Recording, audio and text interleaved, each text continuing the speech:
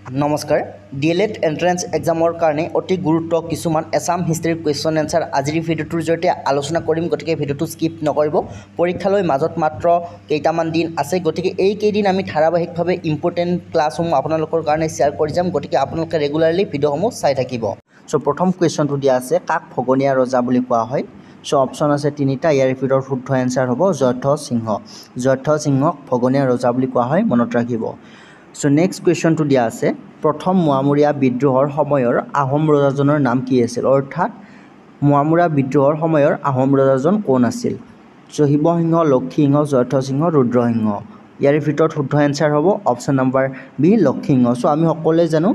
লক্ষীসিংহৰ দিনত মোৱামৰীয়া বিদ্ৰোহ সংঘটিত হৈছিল প্ৰথম মোৱামৰীয়া বিদ্ৰোহ সংঘটিত হৈছিল গতিকে মোৱামৰীয়া বিদ্ৰোহৰ সময়ৰ আহোম ৰজাজনৰ নাম হ'ব লক্ষীসিংহ চ' আপোনালোকে যদি ডিএলএড প্ৰি এণ্ট্ৰি টেষ্টত অৱতীৰ্ণ হ'ম বুলি ভাবিছে আপোনালোকে এইখন গাইডবুকৰ জৰিয়তে প্ৰিপাৰেশ্যন কৰিব পাৰিব যিখন গাইডবুক সম্পূৰ্ণ চিলেবাছ অনুসৰি প্ৰস্তুত কৰা হৈছে ইয়াতে আপোনালোকে আটাইকেইটা বিষয়ৰ কুৱেশ্যন এনচাৰ অসমীয়াতে লাভ কৰিব আগন্তুক এক্সামৰ কাৰণে যথেষ্টখিনি লাভান্বিত হ'ব পাৰিব চ' এইখন গাইডবুক আমি 2021 চনৰ পৰা প্ৰকাশ কৰি আহিছোঁ য'ত আপোনালোকৰ 2021 চনৰ আৰু 22 চনত 70ৰ পৰা 80% কুৱেশ্যন এনচাৰ কমন অহা দেখা গৈছে গতিকে আগন্তুক এক্সামৰ কাৰণে আপোনালোকে যথেষ্টখিনি লাভান্বিত হ'ব পাৰিব সম্পূৰ্ণ চিলেবাছ অনুসৰি প্ৰস্তুত কৰা হৈছে ডাউনলোড লিংক এই ভিডিঅ'টোৰ তলত ডেছক্ৰিপশ্যন বক্সত দিয়া আছে সেই লিংকত ক্লিক কৰি আপোনালোকে ডাউনলোড কৰি মোবাইলতে পঢ়িব পাৰিব চ' ডাউনলোড কৰি ল'ব পাৰিব চ' নেক্সট কুৱেশ্যনটো দিয়া আছে হস্তি বিদ্যায়নক পুথিখনৰ লিখক কোন এই কুৱেশ্যনটো কিন্তু আপোনালোকৰ যোৱা বছৰ আহিছিল হস্তি বিদ্যায়নক পুথিখন কোনে লিখিছিল চ' ইয়াৰ এনচাৰ হ'ব সুকুমাৰ বৰগাইতে লিখিছিল হস্তি বিদ্যায়নক পুথিখন চ' আমি খুবেই গুৰুত্বপূৰ্ণ কুৱেশ্যন এনচাৰসমূহ আলোচনা কৰি আহিছোঁ আপোনালোকে ভিডিঅ'সমূহ ৰেগুলাৰলি চাই থাকিব আপোনালোকৰ নিশ্চয় কমন পৰিব চ' তাৰপিছত কুৱেশ্যন আছে বুৰঞ্জী বিবেক ৰত্ন পুথিখনৰ লিখক কোন বুৰঞ্জী বিবেক ৰত্ন পুথিখন মণিৰাম দেৱানে ৰচনা কৰিছিল অপশ্যন এ শুদ্ধ এনচাৰ ঠিক আছে নেক্সট কুৱেশ্যনটো দিয়া আছে আহোমৰ শেষ ৰজাজনৰ নাম কি খুবেই গুৰুত্বপূৰ্ণ কুৱেশ্যন ৰুদ্ৰসিংহ পুৰন্দৰ সিংহ জয়ধ্বজ সিংহ লক্ষীসিংহ চ' শুদ্ধ এনচাৰ হ'ব অপশ্যন নম্বৰ বি পুৰন্দৰ সিংহ হৈছে আহোমৰ শেষৰজন ৰজা ঠিক আছে আহোমৰ শেষৰজন ৰজা পুৰন্দৰ সিংহ মনত ৰাখিব চ' নেক্সট কুৱেশ্যনটো দিয়া আছে অসমৰ মাটিৰ জৰীপ কাৰ্য প্ৰথমতে কোনে প্ৰৱৰ্তন কৰে চুকাফা স্বৰ্গনাৰায়ণ গদাধৰ সিংহ আৰু শিৱসিংহ চ' শুদ্ধ এনচাৰ হ'ব অপশ্যন নম্বৰ চি গদাধৰ সিংহই অসমৰ মাটিৰ জৰীপ কাৰ্য প্ৰথমে প্ৰৱৰ্তন কৰিছিল তাৰ পিছৰ কুৱেশ্যনটো দিয়া আছে নামদাঙৰ শিলৰ সাঁকো কোনে সজাইছিল চ' এনচাৰ হ'ব অপশ্যন এ ৰুদ্ৰসিংহই নামদাঙৰ শিলৰ সাঁকো সজাইছিল তাৰ পিছৰ কুৱেশ্যনটো দিয়া আছে ৰুদ্ৰসিংহৰ মাকৰ নাম কি আছিল অপশ্যন আছে চাৰিটা জয়মতী মূলা গাভৰু ৰমণী গাভৰু আৰু পিজৌ গাভৰু চ' এনচাৰ হ'ব অপশ্যন নম্বৰ এ জয়মতী ৰুদ্ৰসিংহৰ মাকৰ নাম আছিল জয়মতী তাৰ পিছৰ কুৱেশ্যনটো দিয়া আছে আহোমৰ শেষ ৰাজধানী কি আছিল চ' আহোম সাম্ৰাজ্যৰ ওপৰত আপোনালোকৰ যিকোনো এটা নহয় দুটা নহয় কুৱেশ্যন হোৱাৰ যথেষ্টখিনি চান্স আছে গতিকে আপোনালোকে আহোম সাম্ৰাজ্যৰ ওপৰত ভালদৰে চাব লাগিব আহোমৰ শেষৰ ৰাজধানী কি আছিল যোৰহাট নগাঁও গুৱাহাটী শিৱসাগৰ চ' এনচাৰ হ'ব অপশ্যন নম্বৰ এ যোৰহাট আহোমৰ শেষৰ ৰাজধানী যোৰহাট আছিল মনত ৰাখিব চ' নেক্সট কুৱেশ্যনটো দিয়া আছে ফাটিয়া ই আব্ৰিয়াৰ লিখক কোন আছিল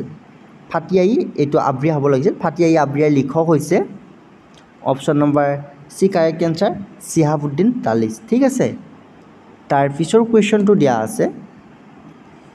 ফ্ৰাংচেংমুঙৰ ঘনীয়েক সাহসী মূলা গাভৰুৱে কাৰ বিৰুদ্ধে যুদ্ধ কৰি মৃত্যুবৰণ কৰিছিল অৰ্থাৎ মূলা গাভৰুৱে কাৰ বিৰুদ্ধে যুদ্ধ কৰি মৃত্যুবৰণ কৰিছিল এনচাৰ হ'ব অপশ্যন নম্বৰ বি তুৰ্বকৰ বিৰুদ্ধে অৰ্থাৎ মূলা গাভৰুৱে তুৰ্বকৰ বিৰুদ্ধে যুদ্ধ কৰি মৃত্যুবৰণ কৰিছিল চ' এইখিনিতে আপোনালোকক এই কুৱেশ্যনটো সুধি দিয়ে যে মূলা গাভৰু কোন মূলা গাভৰু ফ্ৰাংচেংমুঙৰ ঘনীয়েক হয় বা পত্নী হয় ঠিক আছে চ' নেক্সট কুৱেশ্যনটো দিয়া আছে কাৰ ৰাজত্ব কালত আলাবৈৰ ৰণ হৈছিল চ' অপশ্যনসমূহৰ পৰা শুদ্ধ এনচাৰ অপশ্যন বি চক্ৰধ্বজ সিংহৰ দিনত আলাবৈৰ ৰণ হৈছিল মনত ৰাখিব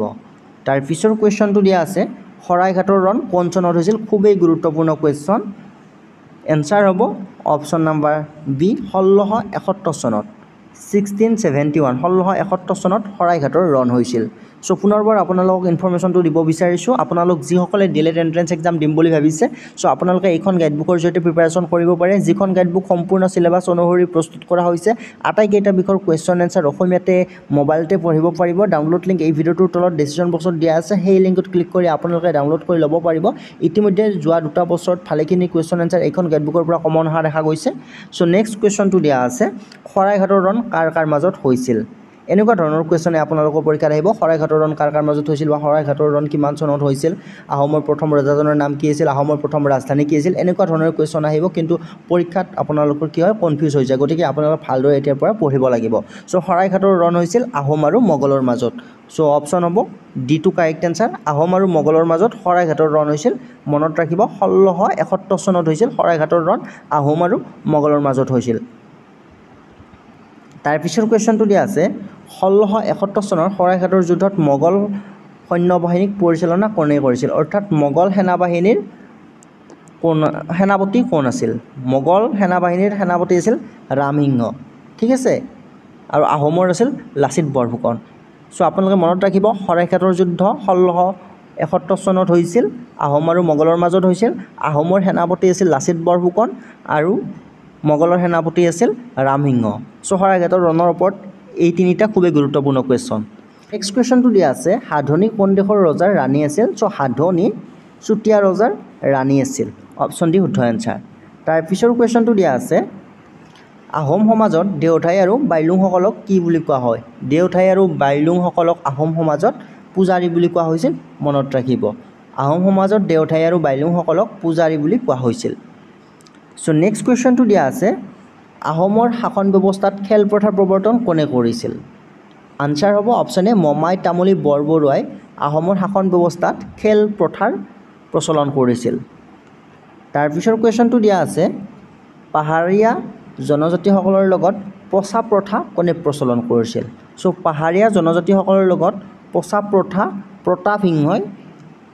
প্ৰচলন কৰিছিল প্ৰতাপসিংহই পছা প্ৰথা প্ৰচলন কৰিছিল নেক্সট কুৱেশ্যনটো দিয়া আছে বৰুৱাই কি হিচাপে কাম কৰিছিল অপশ্যনসমূহ দিয়া আছে মুখ্যমন্ত্ৰী কাৰ্যবাহী সেনাধ্যক্ষ প্ৰধানমন্ত্ৰী চ' এনচাৰ হ'ব অপশ্যন নম্বৰ বি কাৰ্যবাহী বৰুৱা যি আহোম সমাজত বৰুৱা পদ আছিল সেই বৰুৱা পদটোৰ কাম বৰুৱা পদটোৱে কাৰ্যবাহী হিচাপে কাম কৰিছিল চ' নেক্সট কুৱেশ্যনটো দিয়া আছে নৱগ্ৰহ মন্দিৰ কাৰ ৰাজত্বকালত নিৰ্মাণ কৰা হৈছিল ৰাজেশ্বৰ সিংহ ৰুদ্ৰসিংহ জয়ধ্বজ সিংহ আৰু চুহুংমুং অপশ্যনত আছে চ' এনচাৰ হ'ব অপশ্যন এ ৰাজেশ্বৰ সিংহৰ দিনত নৱগ্ৰহ মন্দিৰ নিৰ্মাণ কৰা হৈছিল তাৰ পিছৰ কুৱেশ্যনটো দিয়া আছে ৰংপুৰত থকা ৰংঘৰ নামৰ ৰংগমঞ্চটো কোনে সাজিছিল ৰংপুৰত থকা ৰংঘৰ নামৰ ৰংগমঞ্চ কোনে সাজিছিল প্ৰমত্ত সিংহই সাজিছিল নেক্সট কুৱেশ্যনটো দিয়া আছে কৃষ্ণৰাম ভট্টাচাৰ্যক অসমত ক'ত থাকিবলৈ দিয়া হৈছিল যাক পৰ্বতীয়া গোসাঁই বুলি কোৱা হৈছিল এইখিনিতে মন কৰিব পৰ্বতীয়া গোসাঁই বুলি কাক কোৱা হয় পৰ্বতীয়া গোসাঁই বুলি কৃষ্ণৰাম ভট্টাচাৰ্যক কোৱা হয়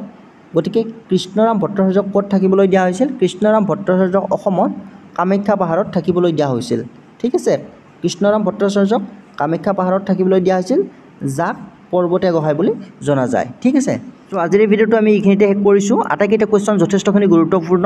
আমি অতি শীঘ্ৰে আপোনালোকৰ কাৰণে প্ৰিভিয়াছ ইয়াৰৰ কুৱেশ্যন পেপাৰসমূহ লৈ আহিম আপোনালোকে ভিডিঅ'সমূহ যিমান পাৰে সিমান শ্বেয়াৰ কৰিব লগতে যিসকলে PDF গাইডবুকখন এতিয়াও ডাউনলোড কৰি লোৱা নাই আপোনালোকে ডাউনলোড কৰি ল'ব লিংক এই ভিডিঅ'টোৰ তলত ডেছক্ৰিপশ্যন বক্সত দিয়া আছে আগন্তুক এক্সামৰ কাৰণে আপোনালোকে যথেষ্টখিনি লাভান্বিত হ'ব পাৰিব ডাউনলোড লিংক এই ভিডিঅ'টোৰ তলত ডেছক্ৰিপশ্যন বক্সত দিয়া আছে ধন্যবাদ